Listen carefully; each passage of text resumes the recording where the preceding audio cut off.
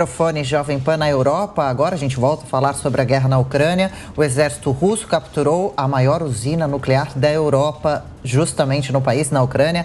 Caroline Keller, correspondente Jovem Pan, conversa com a gente agora. Bem-vinda, Caroline. De que forma essa notícia repercutiu por aí? Bastante preocupante, não? Bom dia, Adriana. Bom dia a todos. Os líderes aqui da Europa estão de cabelo em pé, todos estão em pânico. Hoje, logo cedo pela manhã, na verdade, na madrugada, Boris Johnson foi acordado com essa notícia. As agências de notícia aqui da Europa já deram essa notícia às 5 da manhã de que Boris Johnson conversou rapidamente por telefone com Volodymyr Zelensky para saber da situação. E o primeiro-ministro aqui da Inglaterra disse que existe um perigo iminente nuclear em toda a Europa. Ele se comprometeu em convocar novamente uma reunião com o Conselho de Segurança da ONU. E Zelensky solicitou para que o Boris Johnson faça um apelo aqui para os líderes europeus do no-fly zone. O que isso significa? Fechar o espaço aéreo da Ucrânia para que aeronaves, caças russos não entrem no território ucraniano e que não aconteça outro atentado como este. O diretor-geral da Agência Internacional de Energia Atômica estava agora há pouco fazendo uma coletiva em Viena, na Áustria, e Rafael Grossi disse que essa é a maior usina nuclear da Europa, que foi capturada pelos russos. Ele deu um panorama dizendo que está tudo sob controle e que foi só apenas um prédio administrativo, não foi exatamente as usinas nucleares que foram atingidas. Ele disse que 2 radiadores foram desconectados e estão passando aí por um processo de esfriamento. Ele ainda se colocou à disposição para viajar para a Ucrânia, pediu para que Rússia e Ucrânia permitissem que ele visitasse não só a usina nuclear de Zaporizhzhia e também Chernobyl, mas também as outras 3 usinas nucleares que abastecem aí a Ucrânia.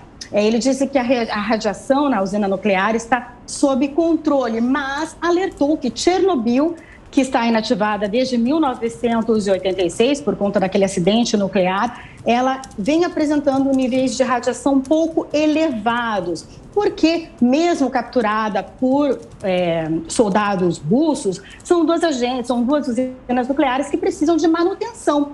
E ele lembrou ainda que um acidente nuclear nesta maior usina nuclear da Europa pode significar um acidente 10 vezes maior do que foi Chernobyl. Isso também não é um bom negócio para os russos, já que a Ucrânia e a Rússia são países ali vizinhos.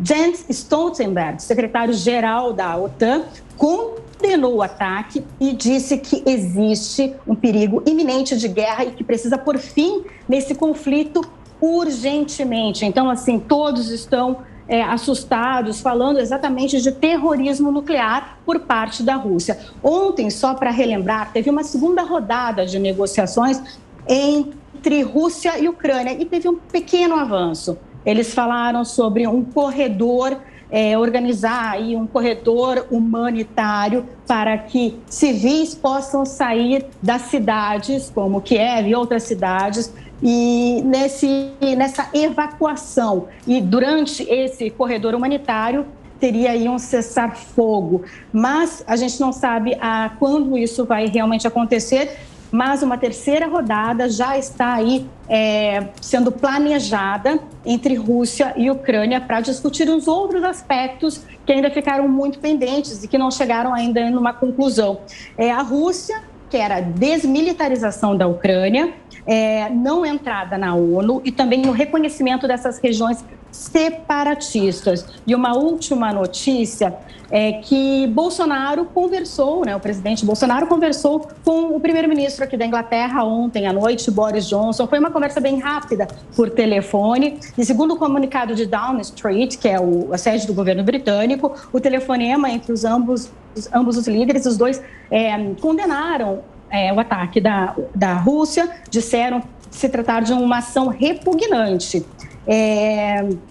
E que o mundo não pode permitir êxito das agressões promovidas pela Rússia. Eu estou lendo o comunicado que foi informado, e Boris Johnson disse a Bolsonaro que, segundo esse comunicado britânico, que o Brasil foi um aliado vital durante a Segunda Guerra Mundial e que o governo, o país, o Brasil, é a voz crucial para ajudar neste conflito. Quer dizer que Boris Johnson colocou um pouco mais de responsabilidade a Bolsonaro para se posicionar nesta guerra. A Caroline Keller é correspondente da Jovem Pan no Reino Unido, segue com a gente ao longo de toda essa edição do Jornal da Manhã. Até daqui a pouquinho, Caroline, obrigada pelos destaques, viu? Agora são 7h37. Repita. 7h37. Bom, a gente debate aqui um pouquinho do que a nossa correspondente na Europa trouxe agora há pouco de informações. A gente recebe aqui no estúdio o doutor Emanuel Pessoa, que é advogado especializado em Direito Econômico Internacional. Doutor, esse ataque à usina nuclear eleva a guerra para outro patamar? Eu acredito que não, porque evidentemente era esperado que a Rússia fosse tentar tomar as usinas nucleares da Ucrânia. Primeiro, as fontes de energia sempre são alvos militares estratégicos. Se você controla a energia do país que você está invadindo, você dificulta bastante a resistência, você dificulta bastante a logística do governo e, claro, tem aí também um aspecto moral, porque você tratando da conquista de uma usina nuclear, é óbvio que aquilo vai deixar os países da Europa Ocidental e os Estados Unidos de cabelo em pé.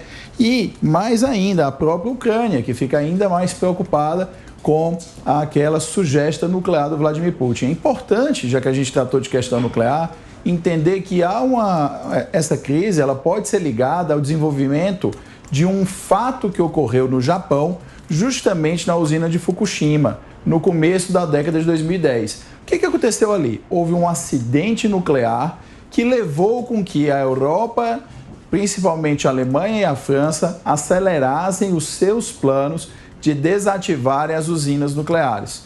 Quando isso aconteceu, quando a Alemanha começou a desativar suas usinas nucleares, a Alemanha precisou, no primeiro momento, recorrer a uma maior queima de combustível fóssil. É evidente que todos nós queremos fazer a migração para a matriz energética mais limpa.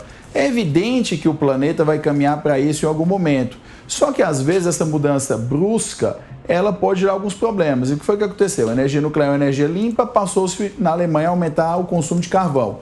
Os alemães, para cumprir os seus acordos internacionais, Acordo de Paris e vários outros, resolveram que precisavam limpar mais rapidamente a sua matriz energética, que estava ficando mais poluída após abandonarem as usinas nucleares. O que sobrou como alternativa rápida, imediata e barata? A aquisição do gás natural russo. E esse gás natural russo acabou fazendo com que a Alemanha tivesse que enviar dezenas e dezenas de bilhões de euros para a Rússia, que ajuda a financiar essa agressão. Então, veja só, a Alemanha preocupada com a questão do acidente nuclear em Fukushima, ela recorre ao gás natural russo, que financia a invasão russa, que hoje gera o risco nuclear com o ataque à usina de Zaporizhzhia. Então, é algo cíclico, né? Então, a gente vê que quando os países abandonam a sua soberania energética e não levam em consideração questões geopolíticas, as consequências podem ser de tal maneira que até, ironicamente, é uma consequência parecida com o que aquela Alemanha queria evitar. Ok, também já agradecendo a presença do professor Emanuel. Professor, mais uma vez, muito obrigado por estar aqui conosco nessa edição do Jornal da Manhã. Fazemos o convite para o senhor volte aqui mais vezes e a gente continua acompanhando a situação da guerra na Ucrânia. Muito obrigado.